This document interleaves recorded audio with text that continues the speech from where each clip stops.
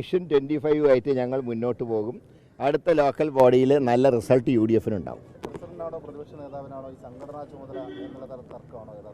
ഒരു തർക്കവും പാർട്ടിക്കകത്തില്ല. പിന്നെ പാർട്ടി യോഗങ്ങൾ എന്ന് പറയുന്നത് എന്തിനാ? തെറ്റുകൾ ചൂണ്ടിക്കാണിക്കാനാണ് പാർട്ടിയുടെ യോഗങ്ങൾ ചേരുന്നത്. അതിൽ തെറ്റുകൾ ചൂണ്ടിക്കാണിക്കും, തിരുത്തേണ്ടവർ തിരുത്തും. അപ്പോൾ അത് ഒരു കുറ്റമല്ല.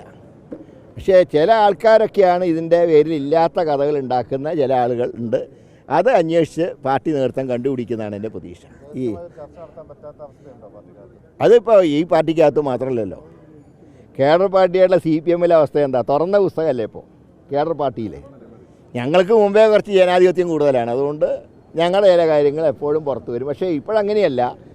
നടക്കാത്ത കാര്യങ്ങൾ നടന്നു എന്ന് പറഞ്ഞിട്ട് വരികയാണ്. മൊത്തം ആ കാര്യങ്ങൾ ഗുണകരമല്ല. പാർട്ടി യോഗങ്ങളിൽ വിമർശനങ്ങൾ സ്വാഗതാർഹമാണ്. ഞങ്ങളും വിമർശിക്കപ്പെടാറുണ്ട്. അങ്ങനെ വിമർശിക്കുമ്പോൾ ഞങ്ങൾ തെറ്റ് തിരുത്തണവർ ഞങ്ങൾ തെറ്റ് തിരുത്തും. അല്ല, അതൊക്കെ നിങ്ങൾ അദ്ദേഹത്തിനോട് ചോദിക്കേണ്ട കാര്യമാണ്. അതൊന്നും എന്നോട് ചോദിച്ചാൽ എനിക്ക് മറുപടി പറയാൻ പറ്റില്ല. എങ്ങനെ? ഇല്ല, അതിപ്പോൾ ഓരോ എല്ലാ നേതാക്കന്മാർക്കും ഒരു ക്ഷാമവും ഇല്ലല്ലോ. ഇന്നലെ തിരുവനന്തപുരത്ത് എന്താ ആരെങ്കിലും കുറവുണ്ടായിരുന്നോ? ഇന്നലെ തിരുവനന്തപുരത്ത് കോൺഗ്രസിൻ്റെ വർക്കിംഗ് പ്രസിഡൻ്റ് ഉണ്ട്, മുൻ KPC പ്രസിഡൻ്റായിട്ടുള്ള UDF കൺവീനർ ഉണ്ടായിരുന്നു. ആരും മോശക്കാരല്ല. ഇന്നലെ പങ്കെടുത്തവരൊക്കെ മോശക്കാരാണോ? അദ്ദേഹം ആയിരുന്നല്ലോ ഉദ്ഘാടനത്തിന് വെച്ചിരുന്നത്. എന്തെങ്കിലും അസൗകര്യം കാണും ചിലപ്പോൾ അദ്ദേഹത്തിനാണ് ഉദ്ഘാടനത്തിന് വെച്ചിരുന്നത്. അല്ല, പഞ്ചായത്ത് ഇലക്ഷനിൽ ഞങ്ങൾക്കെല്ലാം ഉത്തരവാദിത്തമുണ്ട് പാർട്ടിയെ ജയിപ്പിക്കാൻ. കാരണം ഓരോ തെരഞ്ഞെടുപ്പിലും ഞങ്ങൾക്ക് വേണ്ടി പ്രവർത്തിക്കുന്ന പാവപ്പെട്ട പാർട്ടി പ്രവർത്തകർക്ക് ഒരവസരം കിട്ടുമ്പോൾ അതൊരിക്കലും ഇല്ലാതാവരുത്. അതാണല്ലോ സീനിയേഴ്സിനെ ജില്ലകളുടെ ചുമതല ഏൽപ്പിച്ചെന്തിനാ. അവിടെ ചാർജുള്ള ജനറൽ സെക്രട്ടറിമാർ തന്നെയാണ് യോഗം വിളിക്കുന്നത്. ഞങ്ങൾ ആ യോഗത്തിൽ പങ്കെടുത്ത് വേണ്ട നിർദ്ദേശങ്ങൾ നൽകുന്നു മാത്രം. അതെല്ലാം ഓപ്പറേറ്റ് ചെയ്യുന്നത് ചാർജ് സെക്രട്ടറിമാരാണ്. ഇപ്പോൾ എനിക്ക് പാലക്കാട് ജില്ലയുടെ ചാർജാണ്. ചാർജ് സെക്രട്ടറി മുത്തലിഫ് ഇന്നലെ എന്നെ വിളിച്ചിരുന്നു. 4-ാം തീയതി ഒരു ക്യാമ്പ് എക്സിക്യൂട്ടീവ് ചേരുന്നുണ്ടെന്ന് പറഞ്ഞു. ഞാൻ പറഞ്ഞു ഞാൻ എന്തായാലും വരാം. അന്ന് 1-2 പരിപാടികൾ ഇവിടെ ഏറ്റിരുന്നെങ്കിലും ഞാനത് ക്യാൻസൽ ചെയ്ത് 4-ാം തീയതി ഞാൻ പങ്കെടുക്കുന്നുണ്ട്. അപ്പോൾ അതെല്ലാം നടത്തുന്നത് പാർട്ടിയുടെ അതേ ചട്ടക്കൂടിൽ തന്നെയാണ്. പിന്നെ സീനിയേഴ്സ് പഞ്ചായത്തിലും കൂടെ കുറേ താല്പര്യം എടുക്കണം എന്നുള്ള ബത്തേരി ക്യാമ്പിൻ്റെ നിർദ്ദേശം അനുസരിച്ചാണ് സീനിയർ ലീഡർമാർക്ക് ജില്ലകളുടെ ചുമതല നൽകിയിട്ടുള്ളത്.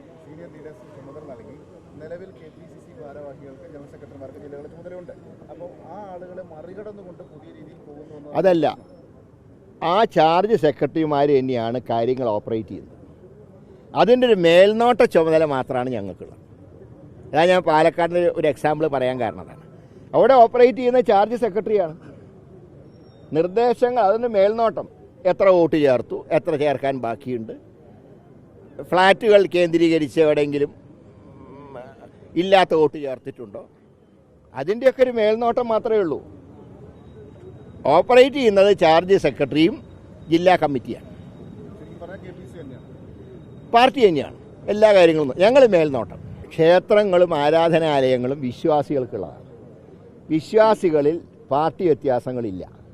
എന്നാൽ രാഷ്ട്രീയ മുതലെടുപ്പിന് വേണ്ടി ക്ഷേത്രങ്ങളെയും പള്ളികളെയും കരുവാക്കരുത്.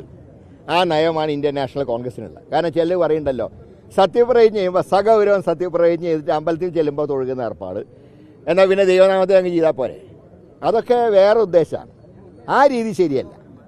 അത് സംഘപരിവാറാണെങ്കിലും ഇടതുപക്ഷമാണെങ്കിലും ഏത് പക്ഷമാണെങ്കിലും ശരി, വിശ്വാസികളുടെ കാര്യം വിശ്വാസികൾക്ക് വിട്ടുകൊടുക്കുക. ഇപ്പോൾ ദേവസ്വങ്ങളാണ് ദേവസ്വം ബോർഡ് ക്ഷേത്രങ്ങൾ ഭരിക്കുന്നത്. അതിന് സ്വാതന്ത്ര്യം അവർക്കുണ്ട്.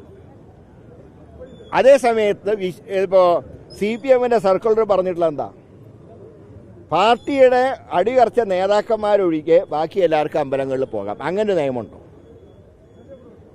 പാർട്ടിയിലെ ഏത് വിശ്വാസിക്കും അമ്പലങ്ങളിലെ പള്ളിയിലും പോകാമെന്നല്ലേ പറയേണ്ടത്. അതിന് വേറെ എന്താ? ഗോവിന്ദ മാഷ്ക്ക് പോകാൻ പാടില്ല, ലോക്കൽ സെക്രട്ടറിക്ക് പോകാം. അങ്ങനെ നിയമമുണ്ടോ? അപ്പം അതും ഏതാണ്ട് സംഘപരിവാറിൻ്റെ വേറൊരു അജണ്ട തന്നെയാണ്. ഞാൻ ഒറ്റ കാര്യം പറയുന്നുള്ളൂ, ഞാൻ വിശ്വാസിയാണ്. പക്ഷേ എൻ്റെ രാഷ്ട്രീയവും എൻ്റെ വിശ്വാസമായിട്ട് ഞാൻ ഒരിക്കലും കൂട്ടിക്കുഴച്ചിട്ടില്ല, ഇനിയും ചെയ്യില്ല. പ്രതിപക്ഷ നേതാവും അതുപോലെ KPC അധ്യക്ഷനും ഈ 2 വഴിക്ക് നടക്കുമ്പോൾ ഇത് കോൺഗ്രസിനെയും ഒപ്പം UDFിൻ്റെ മേൽനോട്ടം പ്രതിപക്ഷ നേതാവും പാർട്ടിയുടെ മേൽനോട്ടം KPC പ്രസിഡന്റുമാണ്. അങ്ങനെയാണ് പാർട്ടിയുടെ ഭരണഘടന. അതൊന്നും ഞാൻ പറയട്ടെ, ഏതെങ്കിലും ചില ഇരുട്ടിൻ്റെ ശക്തികൾ അങ്ങനെ നിങ്ങൾക്ക് എന്തെങ്കിലും വാർത്തകൾ ചോർത്തി തന്നിട്ടുണ്ടെങ്കിൽ അത് ഞങ്ങൾക്ക് അതിലൊരു ഉത്തരവാദിത്വമില്ല. അതാണ് പറയുന്നത്. നേരെ പറയാണ്ട് പമ്മി നിന്ന് പറയുന്നവർ ഇരുട്ടിൻ്റെ സന്തതി. ഇവിടെ തന്നെ ചില വിദ്വാന്മാരില്ലേ, DCCക്കെതിരായിട്ട് അർദ്ധരാത്രി ആരും കാണാണ്ട് പോയിട്ട് പോസ്റ്റർ ഒട്ടിക്കുക, അങ്ങനെ ചില വിക്രകൾ കാണിക്കുന്ന വിദ്വാന്മാരുണ്ട്. അതിന് അവർ പറയുന്നതൊന്നും ഈ കണക്കിൽ കൂട്ടണ്ട. പരസ്യമായിട്ട് ആർക്കെങ്കിലും അഭിപ്രായം ഉണ്ടെങ്കിൽ പാർട്ടി വേദിയിൽ പറഞ്ഞാൽ അത് തീർച്ചയായിട്ടും അതിൻ്റെ നടപടികൾ പാർട്ടി സ്വീകരിക്കും.